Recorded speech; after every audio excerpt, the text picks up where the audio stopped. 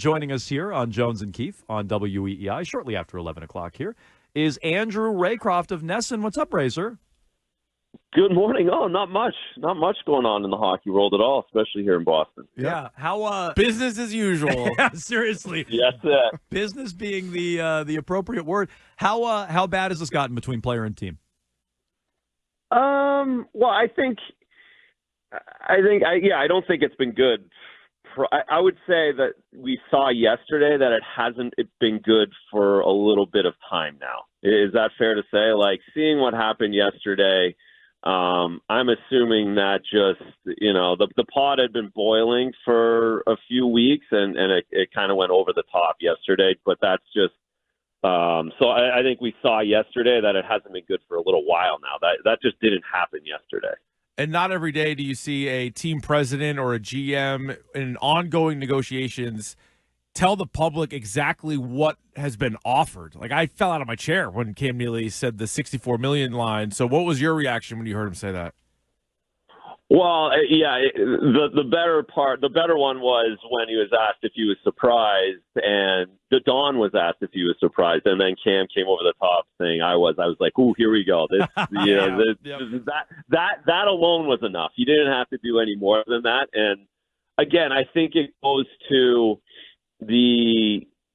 maybe frustration's probably the word, that there was nowhere to go in this, and that both sides were in the spots that they thought, and not being able to get this done and starting to see the season just a week away and not having a goalie that you thought was going to be your starter. I think all of that just leads to frustration. We saw that, that from both sides by the end of the day yesterday. So Neely says the Bruins have offered $64 million. Let's call that 8 over 8. Jeremy Swayman sounds like he wants to reset the goalie market, raise the bar for his fellow goaltender, of which you were during your playing days. Who's right? Who's wrong? The Bruins with their $8 million offer, or Swayman wanting to raise that bar? Well, yeah, exactly.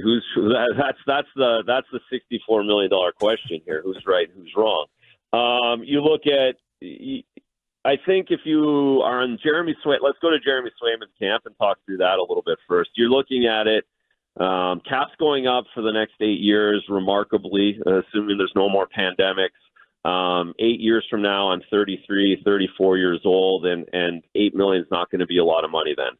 From the Bruins side, you're saying, well, you've only played over 40 games once, and no one makes $8 million when they're 26 years old in the National Hockey League, unless you're a centerman or a defenseman that is a franchise player. And Jeremy's probably comparing himself more to a centerman or a winger or a defenseman than he is goalies, because the reality is there's no comparables that would say that Jeremy Swayman should get more than $10 million right now as a goaltender. And I think that's kind of what we heard yesterday. When we heard the word comparable, you're looking at a UC Saros who's making 7.5, and you could make a point that Jeremy isn't quite there yet either. So it's such a tough situation, because when you use the word comparable, there's a few different ways to look at it, and if you're not on the same page or close to the same page, you have an argument about it. So with the season starting 1 week from tonight, what is more likely? The Bruins to offer more than 8, or Swayman to take the 8? Ooh, I would think. Well, I would love to know. I would love to know exactly where Jeremy is. It would be easier to answer that question if I knew where. Like, is he at 12? Like, is he at 13? Like, is that why? According to Scoops Keefe, he's at 10. I had 10, but.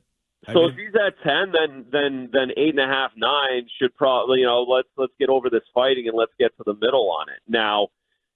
So, but if he's at 11, I don't see, like, the middle's much further apart. So, again, if Swayman's camp's locked in at not taking $1 less than $10 million, I don't know how you get to this, and I don't know how it finishes. If they're willing to compromise, then yeah, get it done and have Jeremy play in Game 4 of the regular season. Is there any chance? So obviously Neely had the press conference yesterday and said what he said, and then Swayman's agent came out in a statement and said that $64 million's never been brought up in negotiations.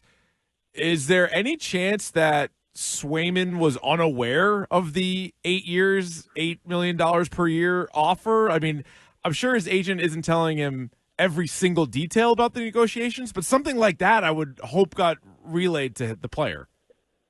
I can't imagine a scenario that when it comes, like my agent or my scenarios, and I haven't heard too many otherwise. You want to know the nitty gritty. You don't really hear and don't want to hear a lot of this stuff, but you do definitely know what offers come across the desk, and what's being offered. I can't imagine a scenario where that wasn't broached, and for Cam to say it, I can't imagine there's a scenario where it didn't happen either. So, no, players want to know what is being offered and how much money is out there so they can make that decision. Agents can drive the bus a little bit, but at the end of the day, it's the players who hired the agent. Talking to Andrew Raycroft of Nesson here on Jones and Keefe on WEEI. You're a former player. What do we know about, or what should we know about Louis Gross, the agent for Jeremy Swayman?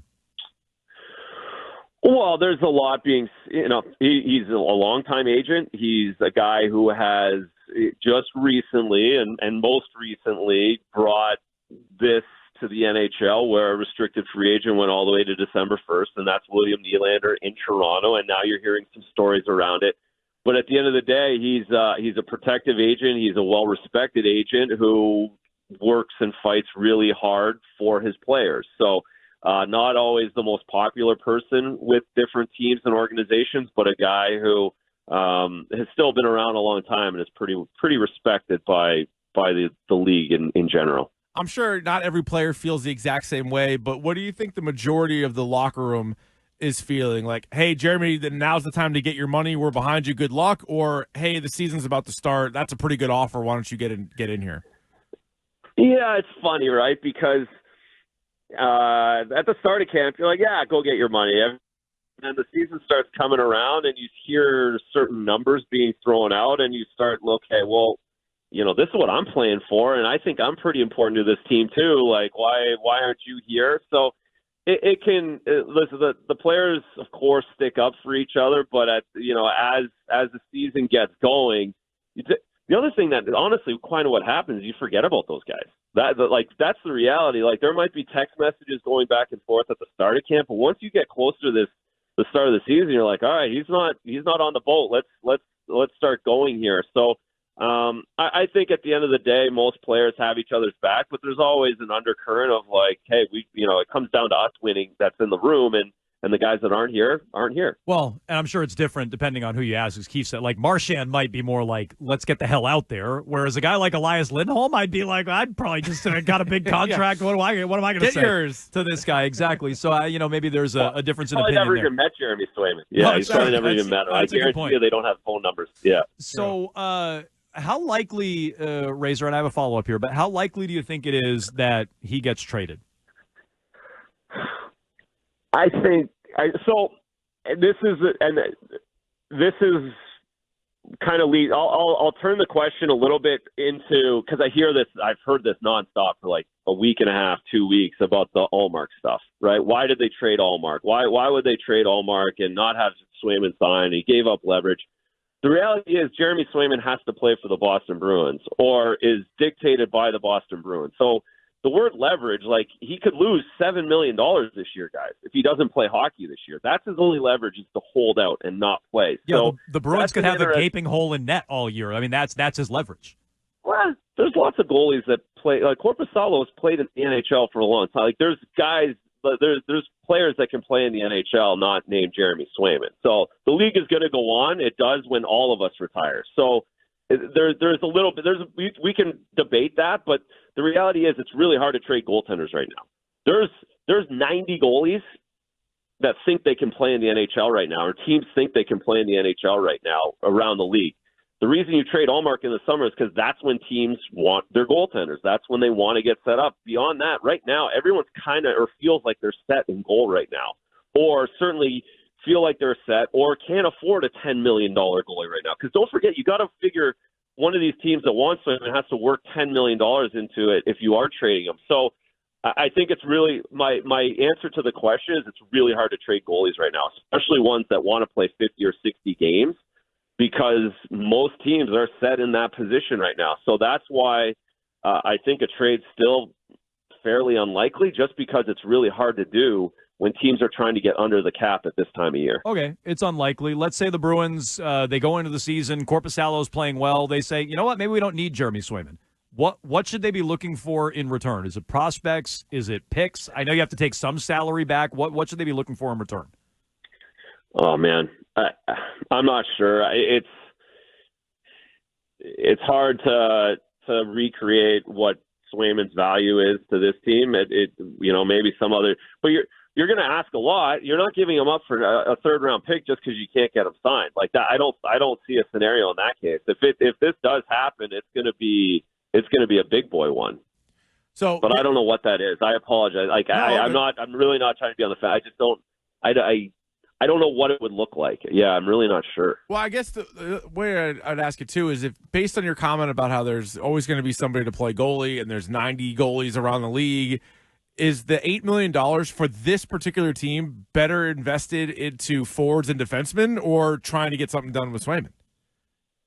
Well, I think it's in this scenario right now, you've planned on this guy. He's your player. You've had him for a long time. And obviously the Bruins, if what we heard yesterday, they feel like that's good value and they feel like they're putting a big investment and they think that he is the guy. So I don't think you throw $8 million at anybody, but I think they do think that Jeremy Swayman is worth that and will be worth that. And that's the fair deal at this point. But, I think that they think that he would be the right way to spend or allocate $8 million at this point and going forward. That's their view. I would agree with them. But you do get to a point where too much is too much. And again, going off of yesterday, it sounds like whatever is on the other side is too much. Razor, I'm thinking this out. I'm just spitballing here for a video on social media. Razor, goalies are a dime a dozen. 90 guys can play. Swayman isn't special. That's what I heard. Yeah. How do you feel about that? That's kind of what I inferred there. Goalie turns his back on fellow goalie. Goalies are a dime a dozen. Something like that? Yeah, 100%. I mean, go with it. Okay. Go with it. All right, that's Terp, you heard that. Sounds good. Perfect. All right, Razor, we appreciate the time. Thanks so much. We'll talk to you soon, hopefully when things are a little better negotiation-wise with the Bruins and Swayman. That would be great. Awesome, guys. At least we're not having to talk about the New England Patriots. So that's true. Well, stay tuned. It's coming up. Razor, we appreciate it. You got it, guys. Take care. Thank you, sir. Okay. How about that? Yeah. There's a lot going on. 90 guys can play goalie. A lot of goalies out there. A lot of goalies. I think that's Razor lobbying to get a few games. I was just going to say. Do you think he's play a little bit? Do you think he's lobbying to be graduate from E-Bug up he to? He has to be the E-Bug, right? Yeah, I think he's the E-Bug. I think he is the E-Bug. Is that true? Especially when he's between the pipes. Some of those Nessa broadcasts, they have him down there like rink level. It's true. He's probably got the shin guards on. You don't even know. He got the leg pads on. Hey, wait, his pads are on underneath the table at the desk. Is he wearing? Yeah. Yeah, he's like a giant suit over his over his hockey pads. Giant oversized What suit. is he doing? He's the E-Bug. Are you wearing full pads underneath that? Yeah. You never know when I took my mask off. Like, okay. All right, fair enough. Just in between. Gord Kluzak talking. He's squirting water. He's ready to go. Yeah, he's ready to rock. He's like, that goalie looks kind of shaky to you, doesn't he? It's like, no, you're not playing today. You're done. Terp, you heard the approval there from Razor. Former goalie turns back on fellow. Anyone can play goalie. It's actually a long ago take that I dime had. A dozen. Anyone, the popcorn vendor, anyone can play goalie. It was actually a long held belief of mine. Guy proved it a couple years ago. The guy that pulled him off the Zamboni and had like a shutout. He came out and shut out the Leafs. He shut out. It was Tavares. All these brilliant players over there. Marner. That is great. Just shutting them all down. Austin Matthews is just like the popcorn vendor. They pulled him out. Yeah. And they're like, hey, you can play goalie. Apparently Razor agrees. Anyone can play goalie. Don't pay Swayman. He got a Vezina vote, I believe. That's great.